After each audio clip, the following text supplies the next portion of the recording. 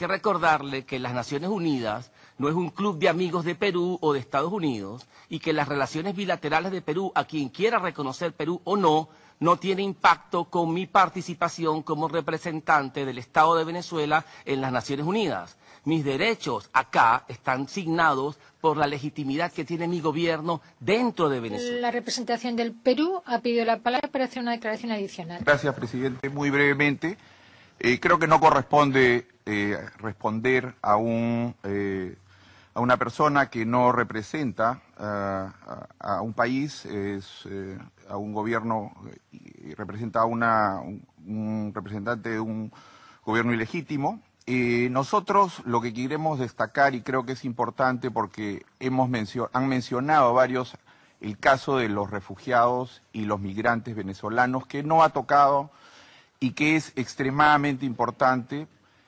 Muchos países en la región estamos haciendo un esfuerzo enorme. En el caso del Perú tenemos 750.000 migrantes que hemos acogido con nuestros propios recursos. Hace un poco más de un mes señalé este tema al representante del señor Maduro y no pudo responder por qué no se refería a esta gravísima situación en la que viven cientos de miles de venezolanos. En esa ocasión escuchamos, muy sorprendidos, cómo de manera frívola se nos dijo que la situación en Venezuela era normal y que la gente se estaba preparando para las fiestas del carnaval y la playa. En esta ocasión, nuevamente escuchamos que la situación es causada esencialmente por unas sanciones, por una acción del exterior. Como he señalado en mi presentación, la crisis gravísima humanitaria y económica que se vive es de fabricación interna. Durante años el Perú, como otros países, ha venido recibiendo estos flujos crecientes que se van a incrementar de no cambiar la situación. Así que no podemos aceptar de ninguna manera esta tesis para confundir a la opinión pública mundial sobre una crisis de fabricación exclusivamente interna. Muchas gracias, señor presidente.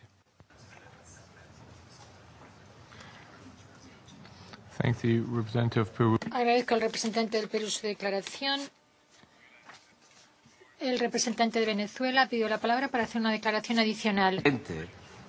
Primero, sobre el Banco de Inglaterra, vamos a circular a todos los miembros de la ONU y a los públicos en general la verdad sobre esta situación. El Banco de Inglaterra no es independiente y lo confirma en cartas, en correspondencia con nuestros representantes cuando dice que está siguiendo las sanciones aplicadas por el gobierno de los Estados Unidos. El Banco de Inglaterra no es independiente cuando se comunica con representantes de la dictadura impuesta por el gobierno de Estados Unidos, o que quiere imponer a Venezuela, se tiene comunicación con esos representantes. El Banco de Inglaterra no tiene un gran prestigio, puesto que esto que está haciendo con nosotros lo hizo con Libia antes, en situaciones anteriores. El Banco de Inglaterra simplemente se aprovecha cuando ve una oportunidad y puede confiscar bienes de países que creen que tienen debilidad, cambia de opinión. El último ejemplo es este.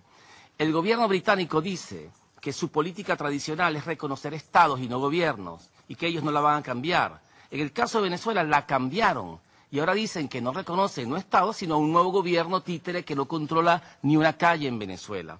El Banco de Inglaterra se ajusta a esa nueva política y al presidente del Banco Central de Venezuela, con el que ha tratado por años, ahora dice que no lo reconoce porque el gobierno británico cambió de opinión. Eso no es un banco independiente y quien tenga su oro ahí tiene que tener mucho cuidado porque está en peligro.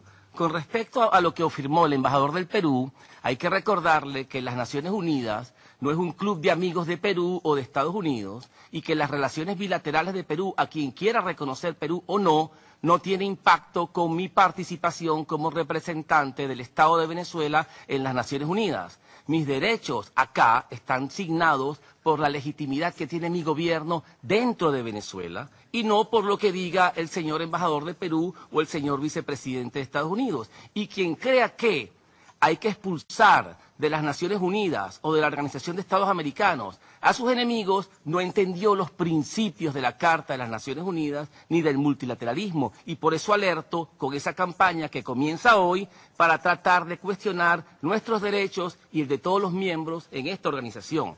Con respecto al tema de las migraciones, debo decirle que las migraciones en Venezuela sí existen y tienen una causa económica. Es un ridículo que aquí se hable de refugiados, porque un refugiado técnicamente es alguien que huye de una situación política, su vida está en peligro y no tiene la posibilidad de regresar. A Venezuela regresa quien quiera y de hecho están regresando miles de personas de muchos países. Salen y entran. Efectivamente, hay países donde diariamente salen 30.000 personas, regresan 30.000 personas el mismo día. No se le puede llamar refugiados, son migrantes económicos. Ahora bien, el señor embajador de Perú quiere que se securitice, en este Consejo de Seguridad se criminalice o se trate como un problema de seguridad a los refugiados económicos. Si eso fuera cierto, él debió también preocuparse por los refugiados que van en caravana a la frontera con los Estados Unidos y el señor presidente Trump les están contestando con un muro, con un ejército y los está declarando una emergencia de seguridad humanitaria. Pero el señor embajador de Perú no parece que ese tema tan grave deba tratarse en este Consejo, nada más el problema de Venezuela. Ese doble estándar es el que nosotros venimos a denunciar.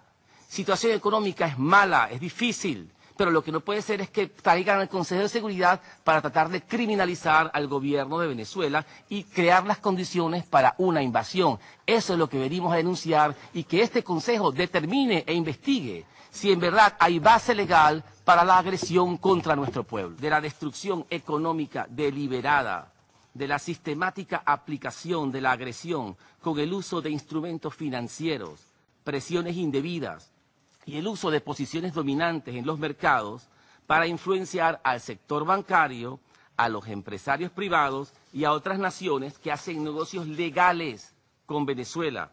Incluso a las propias agencias de las Naciones Unidas las extorsionan. Todo esto con el fin de aislar al país de los sistemas comerciales y financieros internacionales.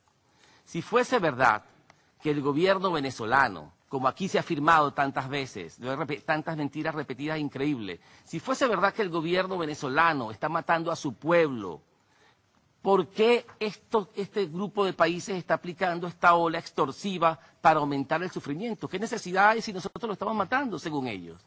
Es falso, la implosión social está provocada por ellos, nuestro interés es la paz y el bienestar de nuestro pueblo. Ellos son los que quieren la implosión social para justificar la invasión.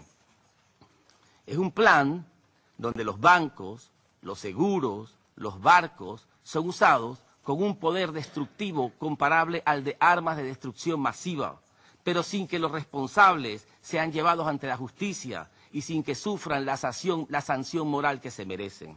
Señor Bolton dijo: mi consejo para los banqueros, comerciantes y otros negocios es no comerciar con oro o con petróleo venezolano.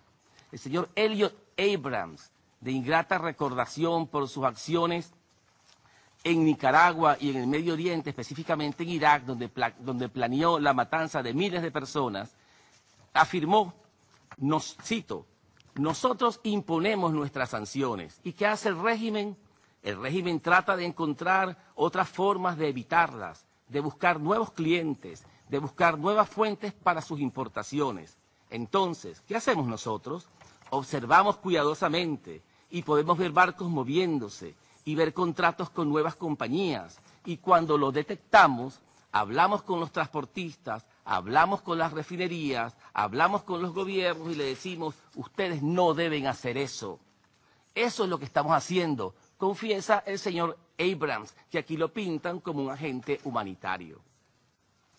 Un aspecto repugnante de esta política criminal de destrucción masiva es que va acompañada del robo y el saqueo. Mientras privan a nuestro pueblo de bienes esenciales, provocando máximo sufrimiento, roban al pueblo venezolano por decenas de miles de millones de dólares, se los roban, literalmente es un robo. Las ganancias de nuestras refinerías han sido confiscadas y las usan para pagar deudas a las compañías amigas del gobierno de Trump. Los amigos, los amigos del gobierno de Trump que tienen bonos de deuda venezolana y estaba prohibido que fueran transados, reciben licencias especiales de la Oficina del Tesoro para cobrar sus ganancias con las ganancias de nuestras refinerías que se las robaron al pueblo de Venezuela. Acaban de anunciar un plan para endeudar a Venezuela por más de 70.000 millones de dólares. Ya lo tienen anunciado con el Fondo Monetario Internacional. Y esos 70.000 millones de dólares son para pagar las deudas no certificadas que fueron creadas en oscuros negocios financieros con los amigos del gobierno de Estados Unidos. No podemos olvidar al Banco de Inglaterra, quien le robó a nuestro pueblo 1.200 millones de dólares en oro, con la excusa ahora de que no reconoce al presidente Nicolás Maduro. Es increíble, la vez pasada tocamos ese punto y la representación británica dijo que no se trataba de eso, puesto que se trataba de un problema de lavado de dinero. Es imposible que sea un tema de lavado de dinero, puesto que este oro tiene ahí más de 30 años. Ellos saben cuál es el origen de ese oro, pero además tardaron 2 años en responder a nuestras solicitudes, pero además se reúnen con la oposición venezolana, por el gobierno títere que están apoyando, y dicen que cumplen con las sanciones del gobierno de Estados Unidos y con el orden del gobierno británico de reconocer al gobierno títere. La credibilidad del Banco de Inglaterra como institución neutral y transparente está arruinada. Es negativa, es menos de cero, debajo de cero. Es una institución al servicio del poder del gobierno de Trump y del gobierno británico. Es un poder colonial, se portan como los piratas ingleses de hace 200 años. Esta es la verdadera causa de la situación venezolana, no hay otra. Ciertamente nuestro pueblo está sufriendo y nuestro gobierno está, como puede certificar el señor secretario general y con la señora jefa de gabinete con quien me reúno casi semanalmente, estamos trabajando intensamente con el sistema de Naciones Unidas para aumentar tanto el número de proyectos de cooperación como los volúmenes y capacidades de esos programas, particularmente en salud, alimentación, educación, electricidad y transporte. Por cierto, señor presidente, si usted estuviera mejor informado sobre Venezuela, sí hay vacunas en Venezuela y la situación de la malaria, el sarampión y la difteria ha mejorado sensiblemente por nuestra cooperación con la Organización Panamericana de la Salud. Pero si sigue repitiendo cifras de hace 2 o 3 años o cifras como la que presenta la Briefer acá, creo que vamos a terminar engañando a todo el público. Hay vacunas en Venezuela en este momento, pues la situación ha mejorado de hace más de 1 año para acá por efecto de esa cooperación.